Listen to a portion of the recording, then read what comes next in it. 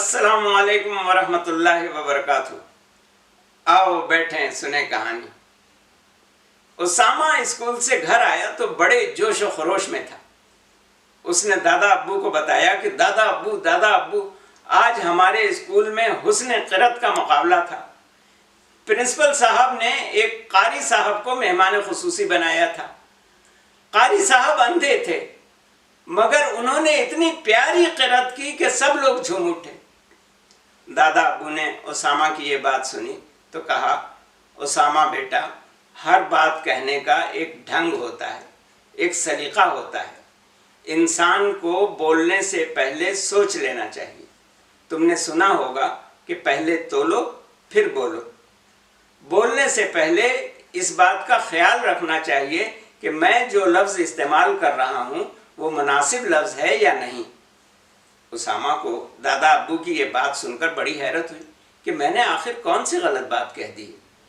یہی بات اس نے دادا ابو سے پوچھ لی کہ دادا ابو، میں نے کیا غلطی کی ہے؟ دادا ابو نے کہا کہ تم نے اتنی اچھی اور پیاری قرأت کرنے والے قاری صاحب کو اندھے کہہ دیا۔ اگر یہی بات تم ان کے سامنے کہتے تو ان کو کتنا صدمہ ہوتا۔ صدمہ تو مجھے بھی ہوا کہ اتنے عمدہ قرأت کرنے والے اور قرآن کے قاری کو تم نے اندھے کہا۔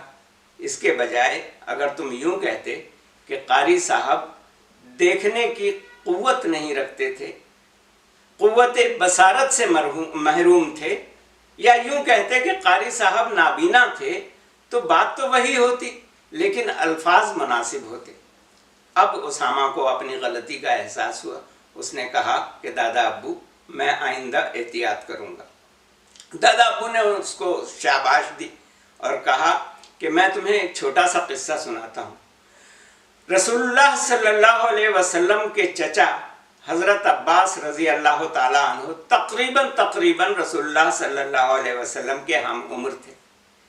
ایک بار ایک تابعی نے ان سے یہ پوچھا، ابھی دادا ابو نے اتنا ہی کہا تھا کہ اسامہ نے پوچھا کہ دادا ابو، تابعی کس کو کہتے ہیں؟ دادا ابو نے بتایا کہ وہ لوگ جنہوں نے رسول اللہ صلی اللہ علیہ وسلم کا زمانہ نہیں پایا، یعنی رسول اللہ صلی اللہ علیہ وسلم سے سیکھنے کا اور تعلیم حاصل کرنے کا انہیں موقع نہیں مل سکا، لیکن انہوں نے رسول اللہ صلی اللہ علیہ وسلم کے صحابیوں کا زمانہ پایا اور رسول اللہ صلی اللہ علیہ وسلم کے صحابیوں سے تعلیم حاصل کی، ان کو تابعی کہتے ہیں۔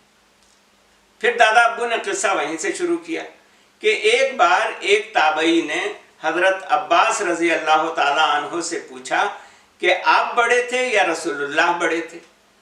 اب دیکھو، اس تابعی نے بھی مناسب الفاظ استعمال نہیں کیے۔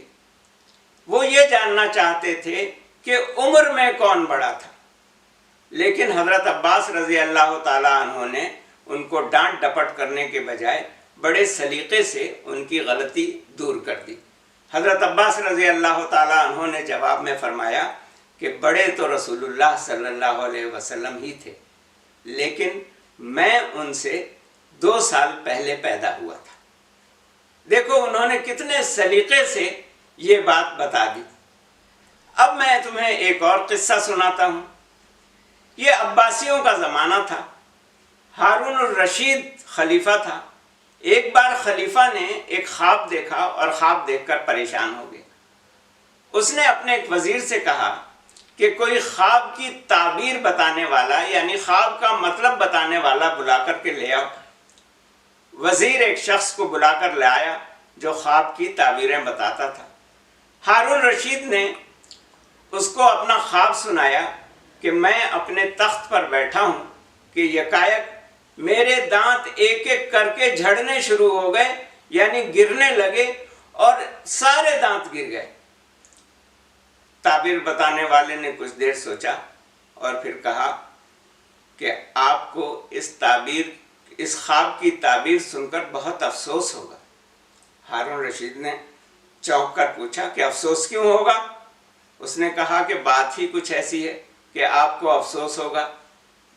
اس خواب کی تعبیر یہ ہے کہ آپ کے سارے رشتہ دار ایک ایک کر کے آپ کی زندگی ہی میں مر جائیں گے اور صرف آپ زندہ رہیں گے۔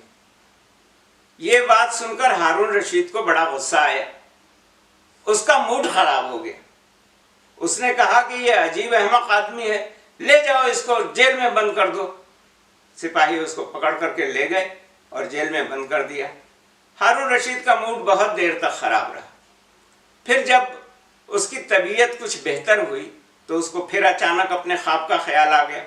اس نے اپنے وزیر سے کہا کہ کوئی اور معقول شخص خواب کی تعبیر بتانے والا لے کر آؤ. وزیر ایک دوسرے شخص کو لے کر کے آیا. اس نے بھی یہ خواب سنا کہ ہارون رشید کے سارے دانت ایک ایک کر کے گر گئے ہیں. اس نے کچھ دیر سوچا اور کہا کہ مبارک ہو امیر المومنین, بہت بہت مبارک ہو. ہارون رشید نے پوچھا کہ کیا بات ہے؟ انہوں نے کہا کہ آپ کا یہ خواب بہت مبارک ہے, آپ اپنے رشتہ داروں میں سب سے لمبی عمر پائیں گے. تو دیکھو بات تو وہی تھی, لیکن ایک شخص نے وہ بات بد سلیقگی سے نامناسب الفاظ میں بتائی تھی, تو اس کا نتیجہ یہ ہوا کہ اس کو جیل کی سزا بھگتنی پڑی. اب اس شخص سے ہارون رشید اتنا خوش ہوا کہ اس نے اپنے وزیروں سے کہا کہ اس کو شاہی لباس پہناؤ, اس کو خلعت دو اور اس کو انعام دو. تو بات اس نے بہت مناسب اور اچھے الفاظ میں کہی تھی, تو انعام حاصل کیا. تو ہمیں بھی کوئی بات کہنے سے پہلے یہ سوچنا چاہیے کہ اس بات کا سننے والے پر کیا اثر ہوگا. تو آج کی کہانی ختم ہوئی. اللہ حافظ.